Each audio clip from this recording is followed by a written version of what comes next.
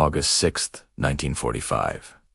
For the people of Hiroshima, it is a date seared into their collective memory, a wound that refuses to heal. Las 8:15 de la mañana, a bright cloud appears on the horizon, obliterating the morning light, and then it's gone, revealing a flash so intense it puts the midday sun to shame. A neri silence descends, broken only by the chirping of birds. People emerge from their homes, blinking at the brightness. They are greeted by an unnatural stillness, a hush so profound it feels like the world is holding its breath. All seems normal, except for the absence of sound, of life. The sky, one survivor recalled, looked as though the sun had fallen to earth. And as the people of Hiroshima step out to explore the unsettling quiet, they find a landscape transformed.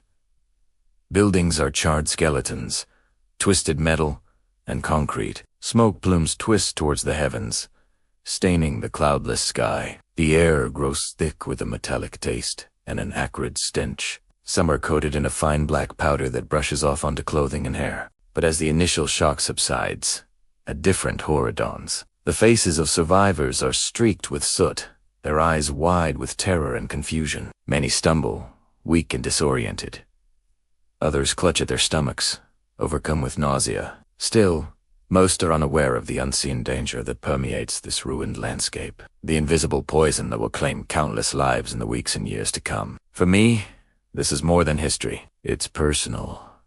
My grandparents were among those innocents, caught in a nightmare that was not their own. As a child growing up in the shadow of Hiroshima, my grandmother witnessed the aftermath of this unprecedented catastrophe. Like so many others, she saw friends and neighbors vanish into sickness and death. But she also saw courage, compassion, and an unyielding spirit of resilience. Her experience planted a seed within me, a determination to ensure that such horrors never repeat themselves. My journey has led me here to stand before you today, carrying the hopes and dreams of generations touched by Hiroshima. Now, let's talk about the aftermath. Hiroshima, once a bustling city of industry and culture, is reduced to smoldering ruins. Entire districts are wiped from existence. The heart of the city resembles a massive crater, a gaping wound on the landscape. Homes are leveled, factories are crippled, and hospitals are overwhelmed. The death toll is staggering.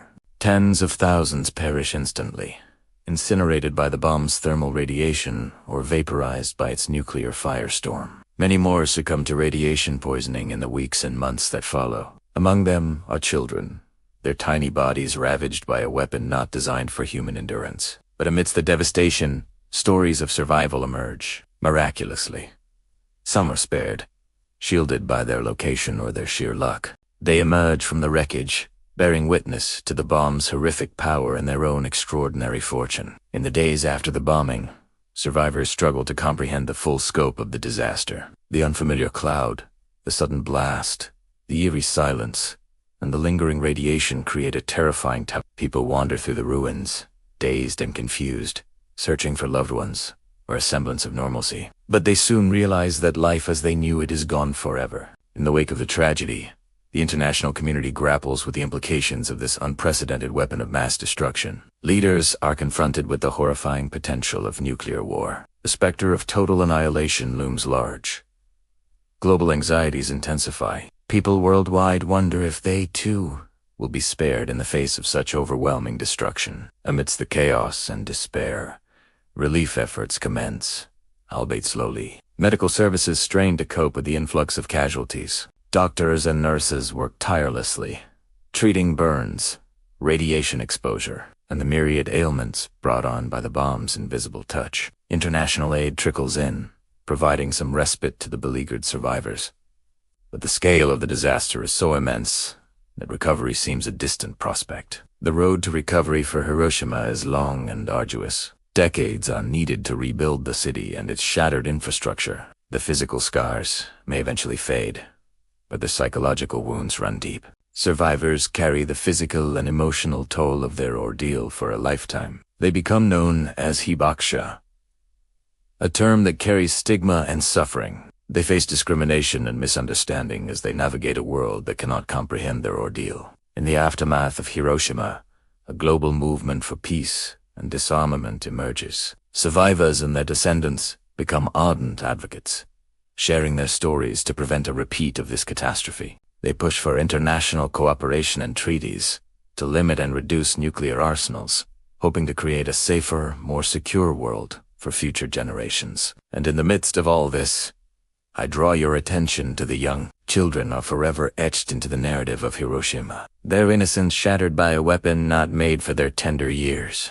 their futures stolen by the bomb's cruel calculus. Their stories serve as a haunting reminder of the true cost of war. Today, as we stand on the precipice of a new era, the specter of Hiroshima looms large in our collective consciousness. The dawn of the nuclear age ushered in a new kind of horror, one that transcended conventional warfare. The bombings of Hiroshima and Nagasaki were a grim harbinger of the destructive power humanity had unleashed, and as we look back on this dark chapter, we are confronted with both the physical and emotional scars it left behind. Across the globe, there is a growing chorus calling for a world free of nuclear weapons. Young voices join the refrain, echoing the pleas of their elders for a future not marred by the threat of annihilation. They dream of a world where the mushroom cloud remains a symbol only of scientific curiosity, not of human folly or malice. However, amidst these somber reflections, there is a glimmer of hope. The story of Hiroshima is also one of resilience. The indomitable spirit of the survivors shines through. They rebuilt their lives, their city, and in many ways, their country. They became symbols of perseverance in the face of unimaginable adversity, and in doing so, they gave voice to the universal longing for peace. The legacy of Hiroshima compels us to confront uncomfortable truths. It forces us to acknowledge the depths of human cruelty and the devastating consequences of unchecked ambition. But it also serves as a potent reminder of our capacity for empathy, resilience, and most importantly, hope. In this age of technological advancement, we must harness innovation not for the creation of ever more potent weapons of mass destruction, but for the betterment of humanity. We have the power to shape our world, to break the cycles of violence, and build a future grounded in peace and understanding. And so as we gather today, let us carry with us the lessons of Hiroshima. Let us honor the memories of those who suffered and perished by working tirelessly to prevent such horrors from ever repeating themselves. Let us commit ourselves to building a world where dialogue replaces discord, where diplomacy trumps destruction, and where the aspirations of all people for a peaceful existence are respected and upheld. The choice, my friends, is ours. Will we allow the shadows of Hiroshima to loom over our collective future, or will we step forward as architects of peace, determined to create a better, safer world for all? The answer, I believe, lies in our shared humanity, our capacity for compassion, and our unwavering commitment to justice and peace. Thank you.